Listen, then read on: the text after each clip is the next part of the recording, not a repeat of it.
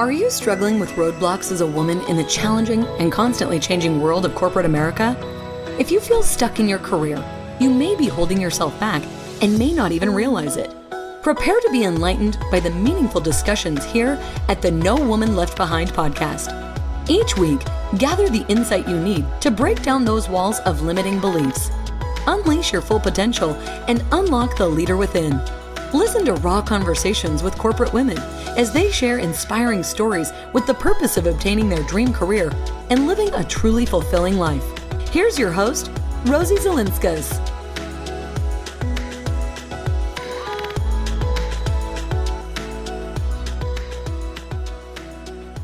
Hey everyone, welcome back. I am so pleased to have Heather Whelpley join me today. We're going to dive right into the conversation discussing her upcoming book, Grounded Wildness, Break Free from Performing Your Life and Start Living It. Heather Whelpley is a speaker and award-winning author, and she's going to share her insights on what it means to perform in our lives and how we can stop performing and how to start living authentically. We're going to talk a little bit about the pressure of having to prove your worth and pleasing others, and of course, the constant pursuit of perfection. Heather's also going to share her journey on how she was in the corporate world and she was able to stop being an overachiever, and then she became an entrepreneur. So with that, stay tuned for my conversation with Heather. Heather, thank you so much for being here today. How you doing? I'm great. Thank you so much for having me, Rosie. How are you? Doing very well. Thank you. I'm excited to have this conversation. And I'd like to just kind of jump right into the conversation. I know that you have a book coming out pretty soon here, right? I do. Yes. Tuesday, I think, right? Absolutely. So we're recording this just a few days before the official launch of Grounded Wildness, Break Free from Performing Your Life and Start Living It. It's coming out on Tuesday, October 17th on my website, and then on November 2nd with the ebook and audiobook and hardcover and journal on Amazon. So I'm so excited. So along those lines, the first thing that I wanted to ask you is, you talk about performing in your life. What do you mean by that? And how do you stop performing and how do you start living your life? My gosh, I feel like the entire book answers that question. And so I'm going to dive into it. And I love it because yes, we all, I think, perform in our lives to a degree. And that can just be generally thinking about, what are the masks that you put on, or really, I think of performing as anything that takes you away from you. It's all of those comments or those conversations that feel just the things that feel just a little bit off. And I've found that they tend to fall into 4 different categories: proving, pleasing, perfecting, and rebelling. And those first 3 all have something in common: the proving, pleasing, and perfecting, which is what we do to try and prove our worth, essentially through living up to the rules, the standards, the expectations, all of those shoulds and supposed tos about how we're supposed to show up in every part of our lives, from how we're supposed to show up in the workplace to what our bodies are supposed to look like, to being likable, to all these forms of being good. Mm-hmm. And yes, all people, no matter, regardless of their gender identification, have rules that are handed to them. And this book really focuses on those that are specifically handed to women growing up.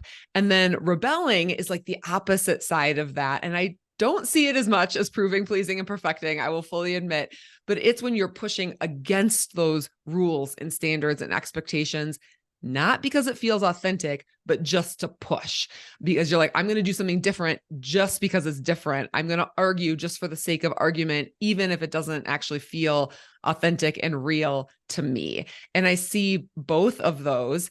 And really, for me, that showed up in a whole bunch of different parts of my life. So in the workplace, that showed up with my voice in particular. I was one of those millions of women out there that gets feedback that I could be too direct. And I was asked to slow down. And I had a manager, quite literally, who's an amazing manager in so many ways, literally tell me to sit on my hands in meetings as a reminder to slow down. And because I was also this like overachiever, overdoer, I took all that feedback way too much to heart and followed it all to the nth degree, which made me sit in meetings questioning my voice and questioning how to show up and how to share my voice and share ideas, but without getting that feedback that I could be too direct. And over time, that really caused me to start performing with my voice, where I didn't feel totally inauthentic or fake by any stretch of the imagination, but I knew I was holding back in a way that went beyond just simple awareness and emotional intelligence. Like I was filtering myself over and over again.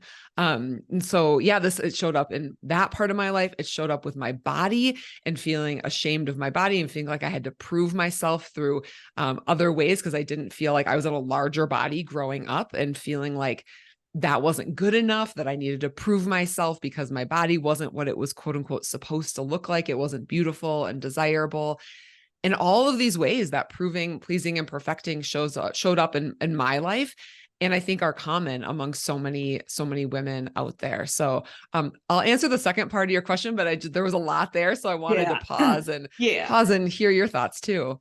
So why don't we kind of go back with I like how you had the proving, pleasing, and perfecting. And that goes along the lines of women in the corporate world trying to get a footing and trying to figure out how they can get those new opportunities or advancement opportunities. And so I know you said that your manager told you to kind of sit in your hands because you were so lively with your hands. How is it that you took that feedback, and it almost sounds like you took it to heart too much, and then you took what he said and applied it when it's just one person, right? So how do women in the corporate world specifically take feedback like that and learning from your story, not take it to heart as much, but at the same time listening so that they can learn from the tools that they're being given to develop those tools? 100%. I love that you asked that question, because I never want to come across as thinking we should just ignore feedback, because feedback can be so important. And I've gotten wonderful feedback from some of the same managers and people who also gave me feedback that I was direct, gave me extremely valuable feedback that was great in my career, in my life as a whole. And so I think I also want to point out, you use the pronoun he, all my managers were women, actually. Okay. So every single time I got this feedback was from someone who identified as a woman. And it did happen more than once, not every day, but it did happen more than once. And I think about 20% of that feedback was helpful. It was helpful because I don't want to railroad over anyone. I want to be inclusive. I want to listen. And so I think what would have been really helpful would have been for me to take a step back out of my perfectionist self and be more objective and ask, what of this feedback is useful and helpful? And what can I throw out the window? And some of that's just being useful and helpful on an individual level. I mean, we've all been in those situations where we've gotten feedback that is just not actionable. It's not helpful. Even if you try and follow up with the person and learn more, you're just not getting anything that's helpful. So that can be feedback to throw out the window.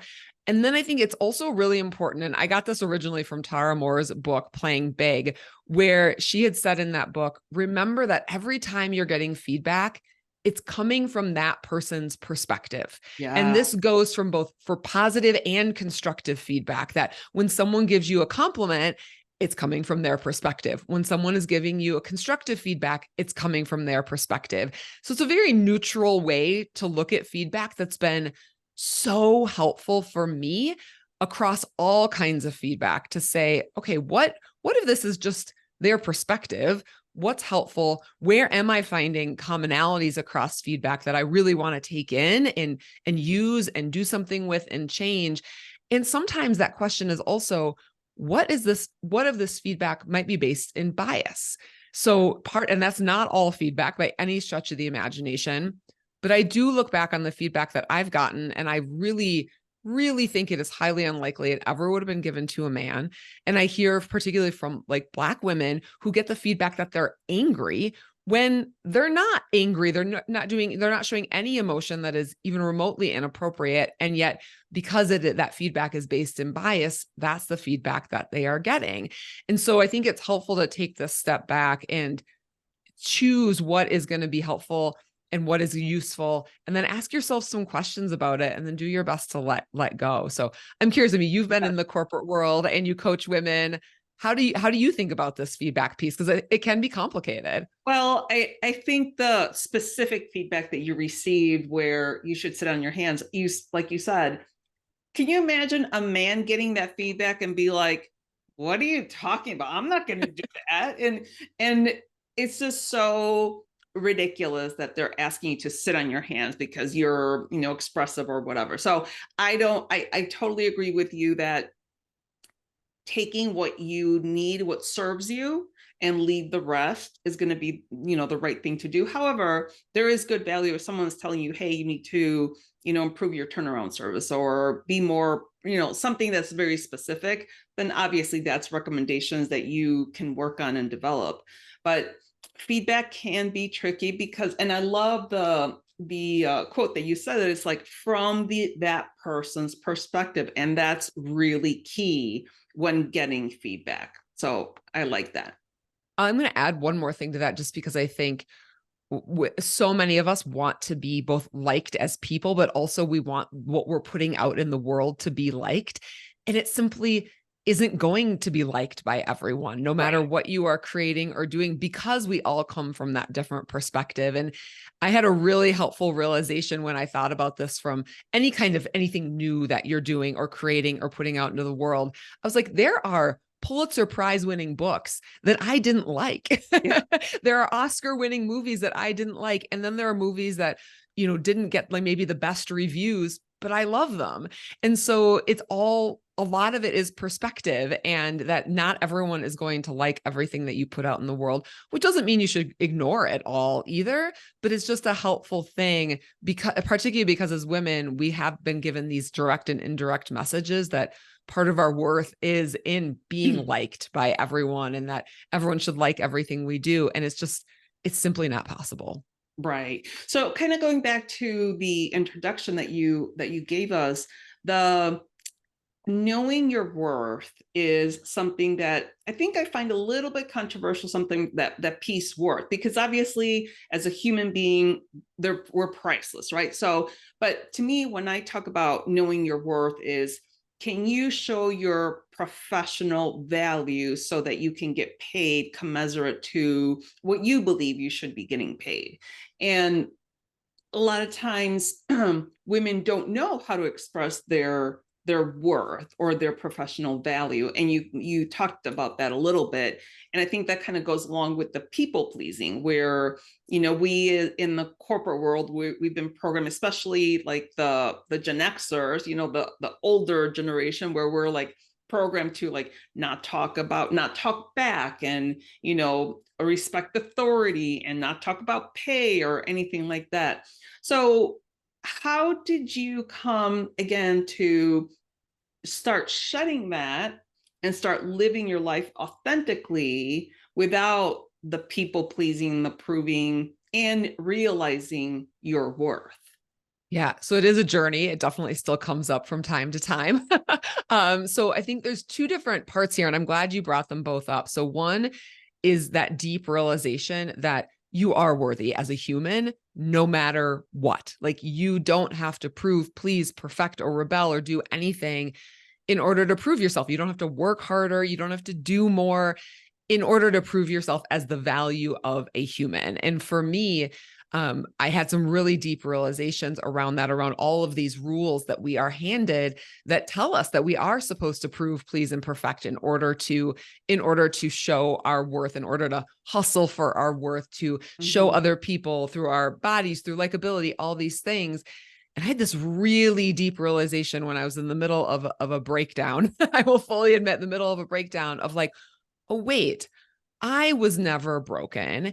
It was always those rules that were handed to me that were broken. Like, I never had to prove my worth. Like, this is a race that can't be won, because the race doesn't exist. Like, you can't ever prove your worth because your worth is inherent.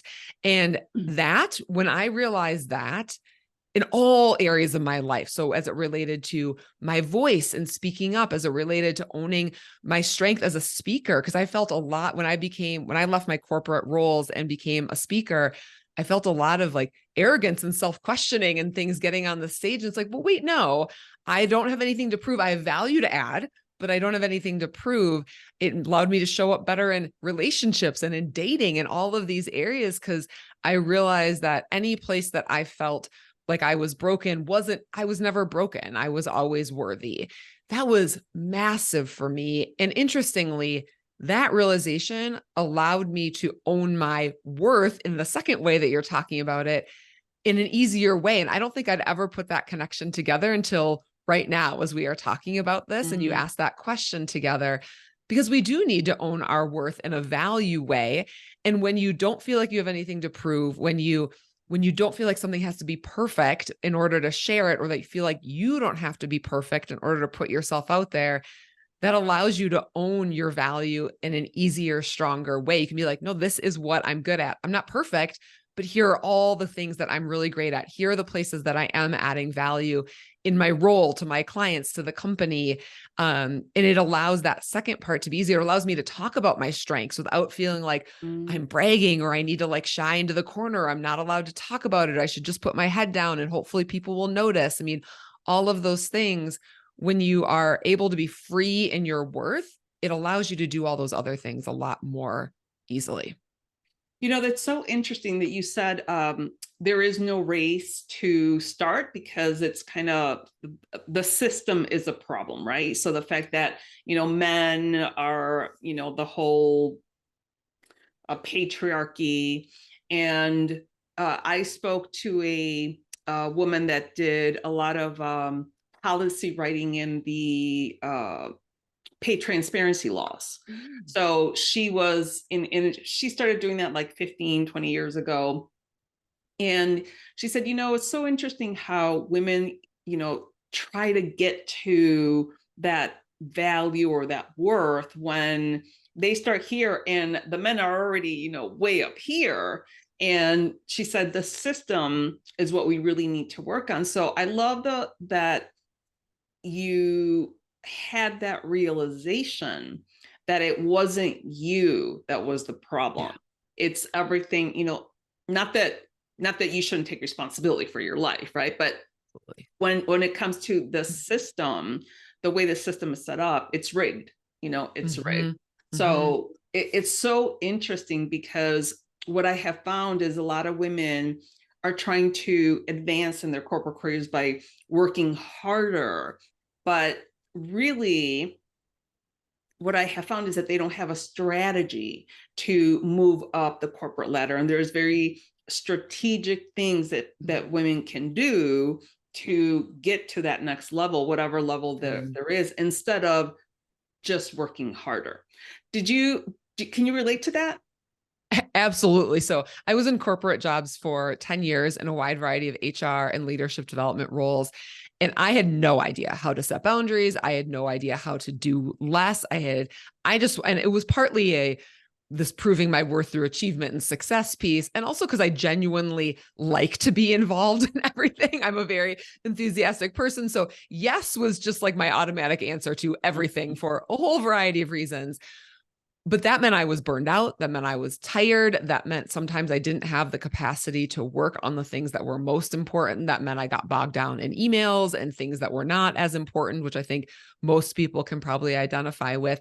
And that's been true in my business as well. So it's been true both in my corporate career and in my business, where I've really had to take a step back and be like, what is going to make the biggest difference here? What is going to make the biggest difference in my business and the impact that I want to create?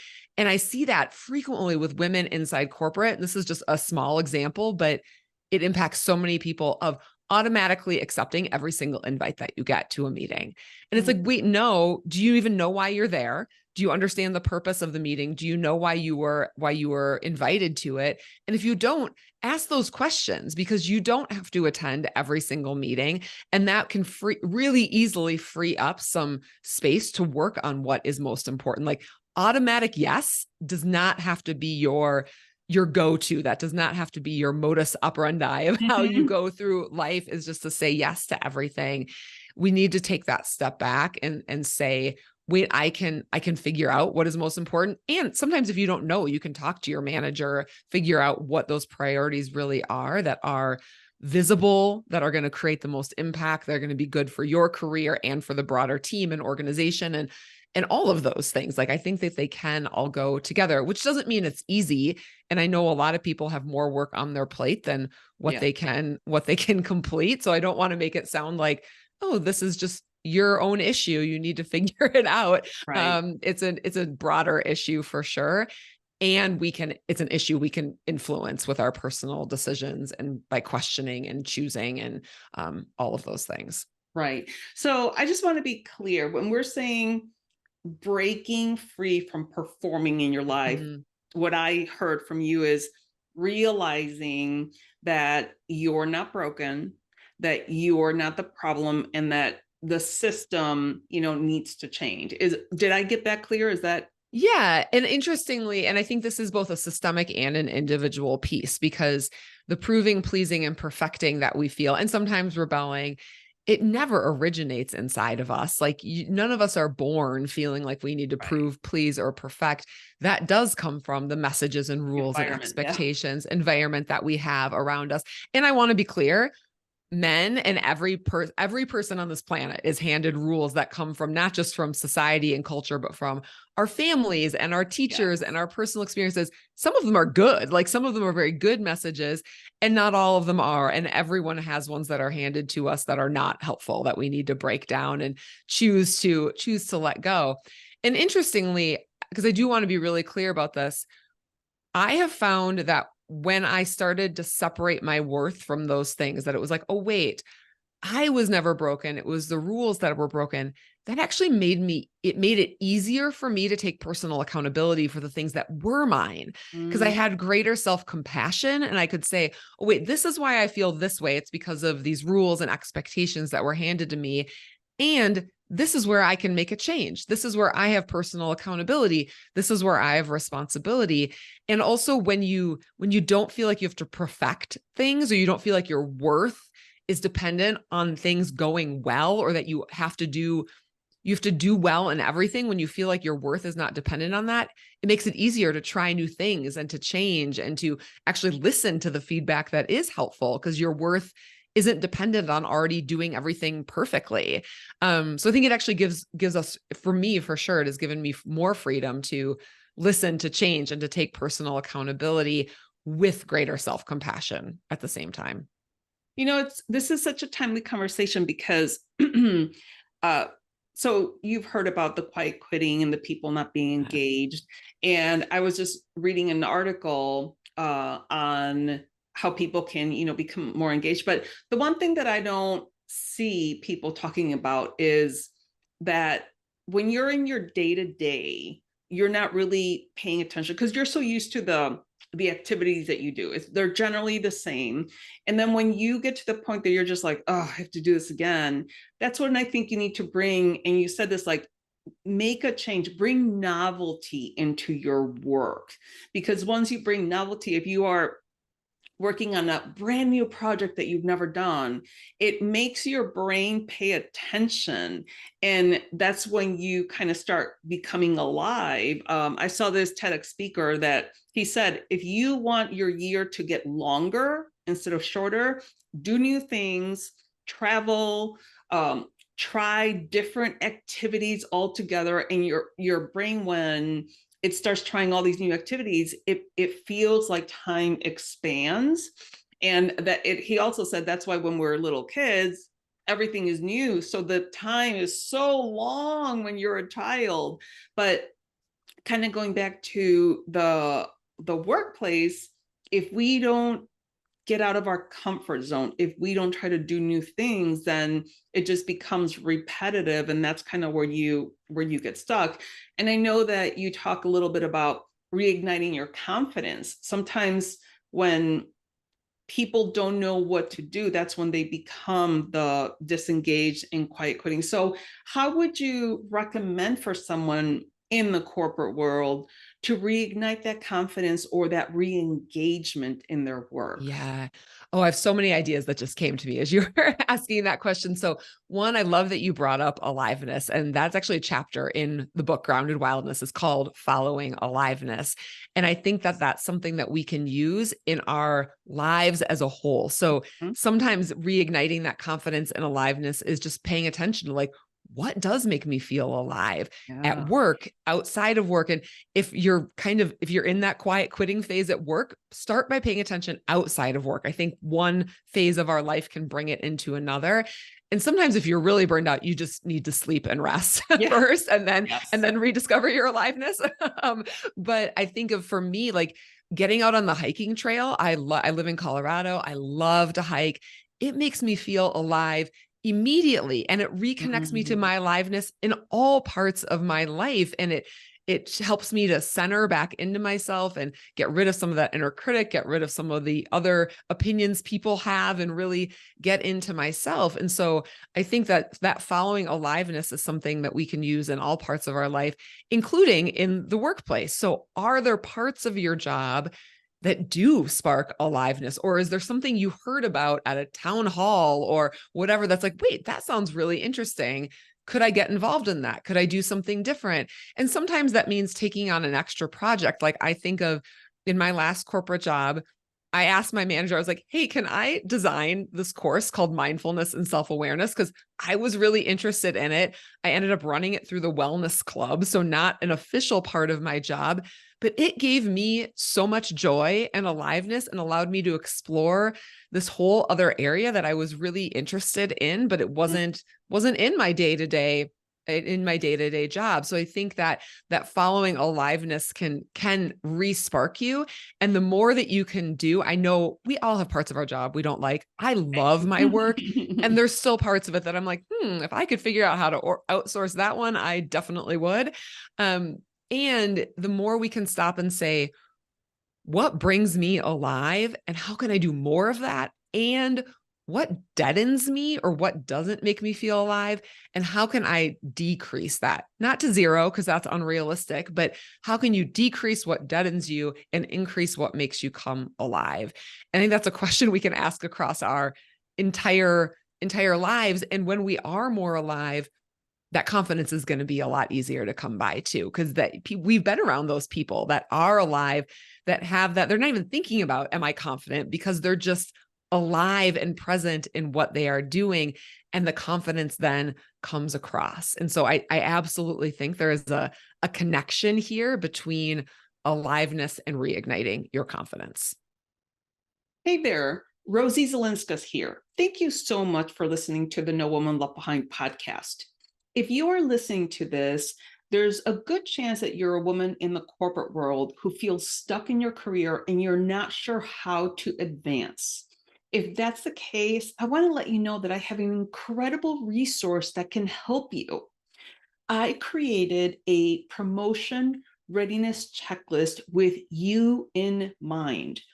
The checklist can help you pinpoint exactly what you need to work on to advance in your career.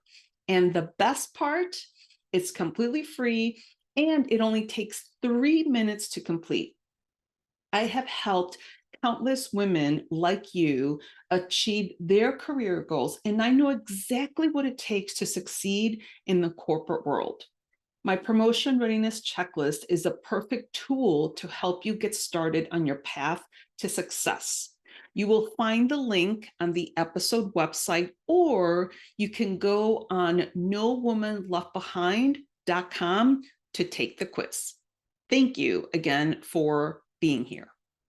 I really like that, especially because a lot of times you don't think of just like doing new things or asking to be involved in that new project. And that's when, again, you start paying attention because you're like, oh, it's something new. I really have to pay attention. That's when you feel a little bit more fulfilled. So I really like that. Now, at the very beginning, you had mentioned that you are or that were an overachiever.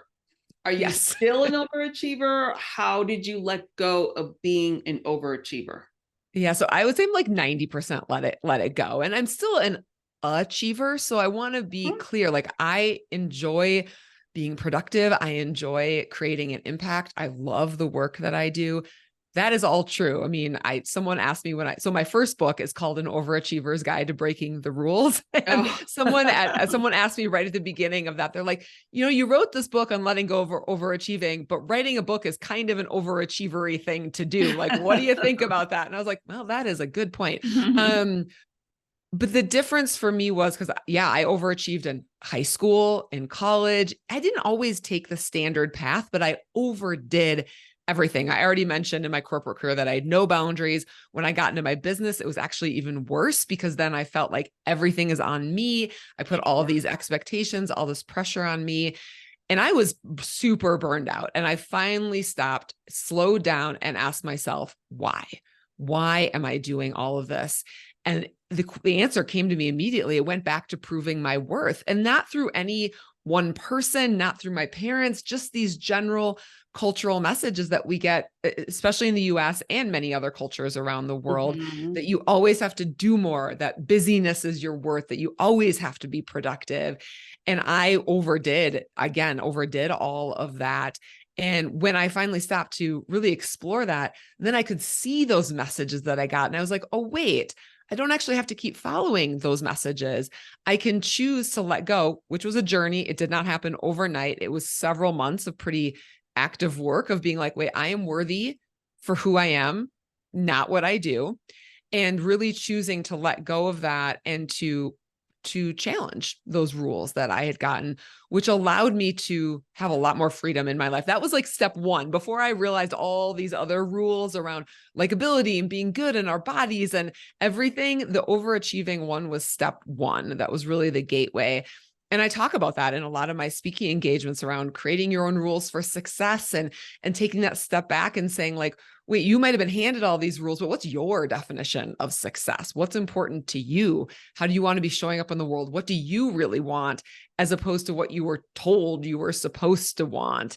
And there might be an overlap there. There might absolutely be an overlap there, but it's worth asking those questions and starting to reconnect, create some space to reconnect to yourself, separate from all those rules. Yeah. Absolutely. And I think one of the things that women are so apt to, like you said, we're rule followers, we're people pleasers. And where I constantly talk about this as far as and I know I've said this a million times on my show, but men apply for jobs having half the skills, and women, feel that they have to follow all of the job qualifications, and that translates into you're a rule follower. And I actually worked with one of my clients that she's like, oh no, I can't apply for that job because I don't have all the job qualifications.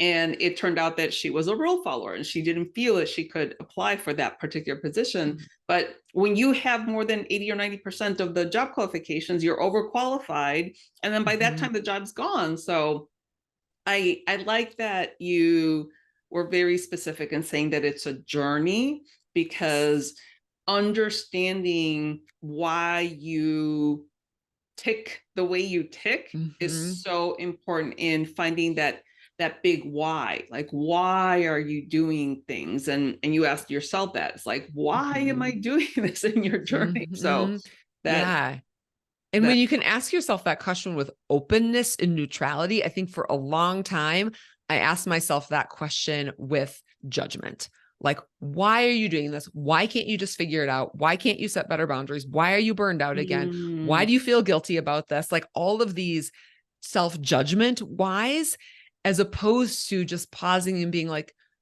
okay, why am I doing this? What's going on here? What has been fed to me from everything around me versus what's my own personal accountability? Why? And those are such a different, and the open, neutral to self-compassionate why, that's where change comes from. Change does not come from self-judgment. I mean, if self-judgment worked, we would all be perfect right now, because we have been judging ourselves since the beginning, since we were like 12 years old, maybe earlier or younger, depending on the person, but that middle school time, whoa, that's where we started judging ourselves and trying to prove, please, and perfect. And when we can ask why with openness, that's what leads to change and freedom. Right. Now, the pleasing is always such an issue for me, because sometimes you don't know if you are saying yes because you're trying to be helpful, or you're just trying to be helpful and provide value, or if you're just a yes person, yes because they told you to do, instead of kind of reflecting and taking a look at what they're asking you to do. And I also like that you said you don't have to accept all the meeting invites, because you're right. It's one of those things that you have like meeting back to back to back, and you feel like you have to go to all of them, and you may not have to go to all of them. But when it comes to the people pleasing component, how can you, what are some questions that maybe are good questions that you can ask yourself? Am I doing it to provide value, or am I doing it just because it's what I've always done? But I mean, I think the question you just asked is a really good one. Am I doing this to provide value, or because it's aligned to my values, or is it because I'm doing it because it's what I've always done? And you may not know the answer to that question when you get started. So I think just starting out with openness and starting to pay attention. And then the other piece that's been helpful for me, especially in saying yes or no, is noticing both how I feel in the moment of saying yes or no, and afterwards, like later on, or when I'm doing the thing. So do I feel excited, or do I feel resentful? Does it feel overwhelming to say yes, or does it feel really fun to say yes? And then me, I already told you, I like to say yes to a lot of things because I'm enthusiastic and want to be involved. I would have to fast forward myself and be like, how am I going to feel doing it? Am I going to feel overwhelmed then? Am I going to feel resentful that I said yes then? Am I not going to be able to give it my full time and energy because even though I want to do it, I really don't have the capacity to do it? And asking myself those questions.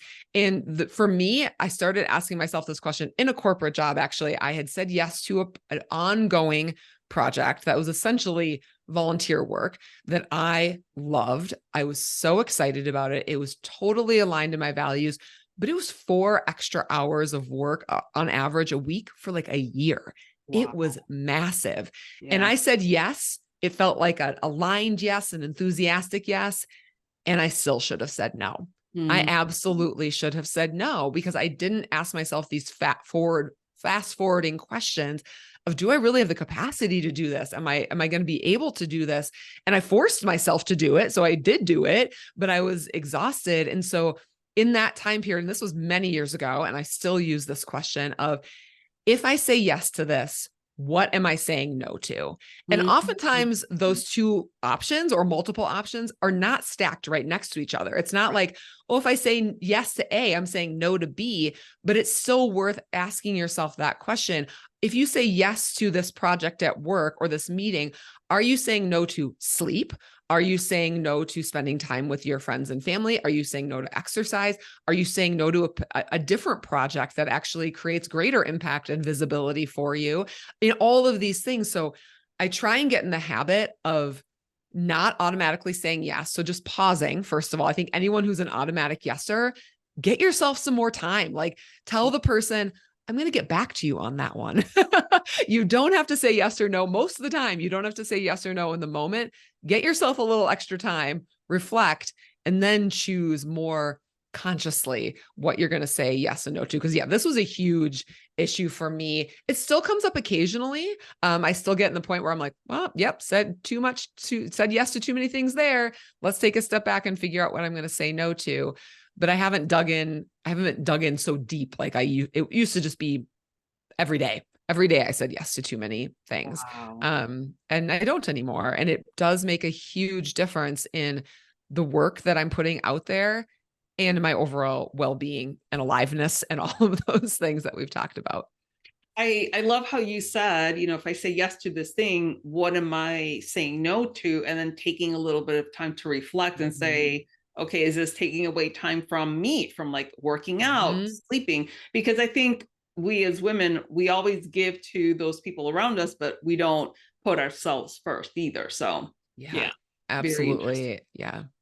And one last question. You talk about the slow walk away from yourself. And I know you've already talked a lot about that, but when did you realize that you were almost saying no to yourself by saying Yeah. yes to other things with the slow walk away? Such a good question. So yeah, I would say my corporate career was this very slow walk away from myself, even though I also had fantastic experiences. I worked for good companies. I had great managers. I did amazing things. Like there were so many good things about my corporate career. So I have no regrets about it. Like I'm happy that I was in corporate for 10 years. And also it was that slow walk away, particularly from my voice, from my authentic voice and sharing it. And I talk about this in my keynote on Discover Your Authentic Voice and how to use it to lead change, that I really realized that I have these two sides of me that are both very authentic. One side is this sweet, happy, bubbly, cheerful side, essentially like the definition of how a woman is supposed to show up in the world. That is a very real part of me. I call that side the sweet girl side. But then I have this other side of me that is fiery and bold and direct. And I realized in my corporate career that sweet girl was always welcome at the table. Like she never got criticized. She never got told to slow down or be less direct. Like she was always welcome at the table. Versus this fiery side of me got mixed reviews. So there were people who loved it. I got complimented for being able to show up in meetings with senior leaders in my 20s and being able to share ideas and opinions. And that was also the side of me that got criticized and that got feedback. And I just felt like that side might be too much for people. And so I started to rein it in over time. I started to pull her back. And so I became in balance. I was never quiet. Don't get me wrong. I was never quiet, but it became this imbalance of where I felt like I was holding myself back just like 20 or 30%. And it was, I'm not even sure. I'm trying to think if there was an exact moment where I realized this. I always felt like I was a little bit disconnected from my intuition and from that guiding force inside of me. And it was a very slow journey to get it back and to start listening to myself. So I don't know that there was an exact moment where I was like, oh, wait, I had this slow walk away from myself, but now I'm walking back. Now I'm walking back to myself. It happened through all of this other work that we've talked about today of creating space to listen to myself, of recognizing where those rules had told me that I was supposed to hold back, that I was too much. Like none of us are ever too much as a person, at least, like that was the rules telling me that. And it was a slow walk away, but then it was a slow walk back. It was just because of following aliveness, because of creating the space to listen to myself, because of this realization of how the rules and expectations impacted me.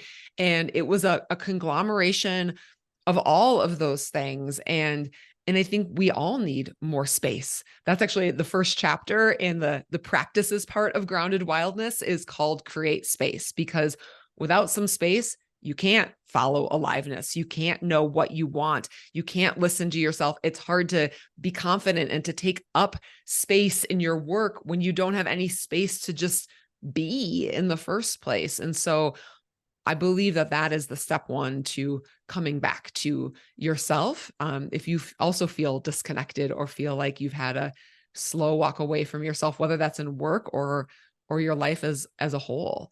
Right. Yeah. That's beautiful. I really like that. Now, for you, what was the transition from going from corporate to becoming a speaker? Yeah. So I was in my corporate jobs. Like I said, I worked for 10 years for two large multinational companies. I lived in Australia. I worked in Latin America. I worked in the US. I had a great career. And at the very end, excuse me, my job changed outside of my control. I had never had any intention to be an entrepreneur or a speaker. The speaker piece was in the back of my mind as like this secret dream. I actually wrote on a Facebook post in 2013, years before I actually became a speaker, that my secret, maybe achievable dream, I use that language, my secret, maybe achievable dream was to become a motivational speaker, inspiring people to be their authentic selves. And I was like, oh, this popped up in my Facebook memories like a year or two ago. And I was like, wow. So I knew what I wanted to do 10 years ago. I just wasn't really listening to that voice. So my job changed, and it changed in a way that was outside my control and in a way that I knew I was going to hate. I had no interest in this job change. And this happens sometimes in places of employment, like things happen outside your control. And for whatever reason, in that moment, I paused and was like, okay, let me explore what I want to do next. Instead of just saying to my manager, this isn't going to work, or immediately applying for other corporate roles, which I could have done, I took that step back and was like, I've been doing this for 10 years. Let's take a minute. And I started my corporate career late too. So this was like my late 30s. Let's take a minute and think about what I really desire, what I really want in my career. And I did the book Designing Your Life, which gives you all sorts of different, reflection questions. And it took a few months to do that. I say that that's like a book you do rather than read. And I think that it's true if you're working with a career coach or all of those things. Like, these things do not happen in a week. They happen over time. And because of that, then I was like, I think entrepreneurship is for me. And as soon as I started considering that, all these ideas started coming towards me for books I could write, for speaking engagements I could do. But even within that, my first year or two of running a business was like lots of failure, lots of figuring things out. I was not a speaker right away. I was doing more coaching right away. I was going to write a totally different book that I shelved. I had the entire book outlined and I was about to start writing it, and I shelved the entire thing because I was like, this is not my book. So there was a lot of experimentation. And then I found a combination of, I wrote an Overachiever's Guide to Breaking the Rules. I saw that people were really resonating with that. I started speaking on imposter syndrome, which I still speak on, and tons of people resonate with. So I speak a lot for women's in like employee resource groups and conferences on that. And then this whole idea of creating your own rules for success and being that perfectionist, overdoer, overachiever, and taking the step back and saying, wait, what do I want? Which is that keynote. And it really resonated with people. And so as I looked at my business, like, not all of it was going great. Like, there was things, like I said, multiple failures in my business, but I love to speak. I love to write, and I was creating impact there. And I definitely need to work at it. Both, we always need to improve our craft and the business side of things, but it was coming to me. The feedback was there. People were like, this is really impactful for me. I'm taking things away I can use at work. I can use in my personal life. I've never thought about this before. This is really thought-provoking. I want more of this. So I started to shift, away from the things that weren't working towards the things that made me come alive and were working and gave me joy and created impact, that kind of overlap of all of the things. So it was for sure a journey. I never considered being an entrepreneur until about 6 months before I put in my notice and actually did it. So it was and still is a journey. And I'm glad I spent 10 years in corporate, and I'm glad I'm doing what I'm doing now. And I love it. So it's been a good journey, but for sure one of ups and downs and all arounds for sure as well. Well, that's wonderful. I mean, I think everything that you shared with us is so incredibly impactful and valuable.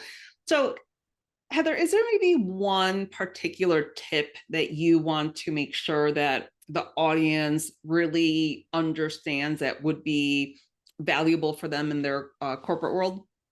Yeah. So I'm going to say two, actually, if that's okay. So one is, we've talked a lot about these rules and expectations, and simply starting to notice in your life, in your work, in the corporate world, in your roles outside of work, where are those rules showing up for you? Where do you feel like you need to live up to some standard that maybe didn't actually come from inside you, but came from other things? And just simply as a step one, starting to notice that, because that is going to be your walk back to yourself, is starting to notice it, because then you can separate out and then you can choose on purpose. Because not all rules are bad. I don't think we should throw all rules out the window, and you get to choose on purpose. I mean, I still adapt my communication style depending on who I am with, depending on the audience. Absolutely. And I don't feel like I'm walking away from myself by doing that, but I can be authentic and hold on to myself and adapt at the same time. I think they can both be true. Like, I don't have to twist myself into someone that I'm not in order to be effective. And recognizing the rules helps people to start to do that. And then going right along with that, tip number two is what I talked about earlier, but I'm going to reiterate it because it has absolutely been the foundation, not only for me, but so many people and women that I've worked with, which is create some space for yourself. Create some space where you are not having to be in demand to others, where you're not helping others, where you're not listening to a podcast or an audiobook. And yes, sometimes we think of these things as you have to do these in really big ways, which if you're feeling the need for that, do it. Like go take a vacation by yourself and challenge yourself to make that happen.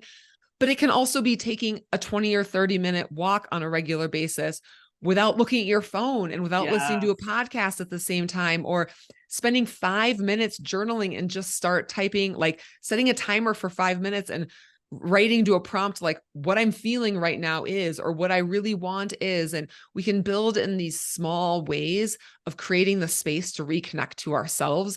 And that is going to lead to only good things in your corporate career and your life as a whole, for your well-being, for your freedom, for your joy, for everything. So notice the rules and create space. Awesome. I love it. All right. So one more time, tell us about the name of your book and when it's coming. Yes. Well, and for those who are watching a video, I will show it right now. I just got it yesterday, so it's very exciting. It is called Grounded Wildness: Break Free from Performing Your Life and Start Living It. Starting on October 17th, which should be now if you are listening to this. That is going to be available on my website, which is heatherwhelpley.com. You'll be able to get signed hardcover copies there, assuming you are in the US. And then starting on November 2nd, the hardcover, ebook, audiobook, and companion journal, which I'm super excited about, will all be available on Amazon as well. So you can get both those there. And then my website, that heatherwhelpley.com, is where you'll also find information about all my speaking engagements. So if you're liked what you heard here and you're interested in bringing me into your organization for a women's leadership event or International Women's Day or an employee resource group, all of that information is going to be there as well. Awesome. All right, Heather. Well, thank you again for taking the time and really giving us so much value. I mean, just the saying no to meetings to me was like huge. So thank you again, Heather. Appreciate you. Thank you so much for having me. This has been a great conversation. I appreciate it too. Well, I had some great aha moments from my conversation with Heather. I really liked that she said that by separating our worth from external factors, we take personal accountability for our lives with greater self-compassion, and that societal rules are the ones that are broken and we are not. Heather leaves us with two great tips. She says, follow aliveness. She suggests to pay attention to what makes you feel alive, both inside of work and out. And she also says to challenge the rules. All of Heather's contact information can be found on the episode website. Heather is also gifting us with a guide. It's the ultimate guide to saying no at work, which can be found on her website, heatherwhelpley.com. And also, if you are ready for your next promotion, but you're not sure where to start, I have a great tool for you. I would like for you to complete the free 3-minute checklist to find out what's holding you back in your career. No more guessing games. You will be able to pinpoint exactly where you need a boost to accelerate your career. Once you're in the know, you will be unstoppable. The link for the checklist is on the episode website as well. And with that, remember to be brave, be bold, and take action. Thank you for listening to this episode. Let these stories of self-encouragement and professional development serve as a guide in navigating through corporate America in the most practical and fulfilling way possible. Do not forget to subscribe to the show at nowomanleftbehind.com for more content like this. Leave a rating and share it with your friends, because we want to make sure that no woman is left behind. Until I see you next time, remember to be brave, be bold, and take action.